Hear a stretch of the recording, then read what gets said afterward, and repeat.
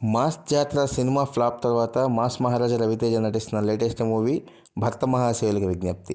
అయితే ఈ సినిమా గురించిన ఒక లేటెస్ట్ అప్డేట్ ఏంటంటే, సినిమాలో రవితేజ గారి పేరు మాస్ మహారాజా అని కాకుండా రవితేజ అని మాత్రమే స్క్రీన్ మీద నేమ్ పడుతుందని చెప్పేసి ప్రొడ్యూసర్ ఒక ఈవెంట్లో చెప్పారు. అదేవిధంగా ఈ సినిమాకి రవితేజ గారు ఒక్క రూపాయి కూడా రెమ్యునేషన్ తీసుకోలేదని, అదేవిధంగా సినిమా మంచి హిట్ అయ్యి లాభాల్లో ఉంటేనే రెమ్యునరేషన్ తీసుకుంటానని రవితేజ చెప్పినట్టు ప్రొడ్యూసర్ ఒక ఈవెంట్లో తెలియజేశారు.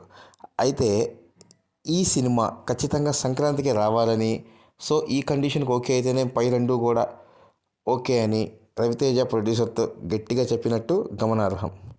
చూడాలి మరి రవితేజ గారిలో నుంచి ప్రజలు కోరుకుంటున్న మార్పు ఈ సినిమాతోన వచ్చింది కాబట్టి ఈ సినిమా క్లిక్ అవుతుందేమో బాక్స్ ఆఫీస్ దగ్గర అనేది జనవరి 13న తెలియవస్తుంది. అయితే సంక్రాంతి సినిమాలకు సంబంధించి ఒక వీడియో లింక్ కింద ఇచ్చాము. అన్నిటి గురించి ఒకసారి చూసేయండి. క్లిక్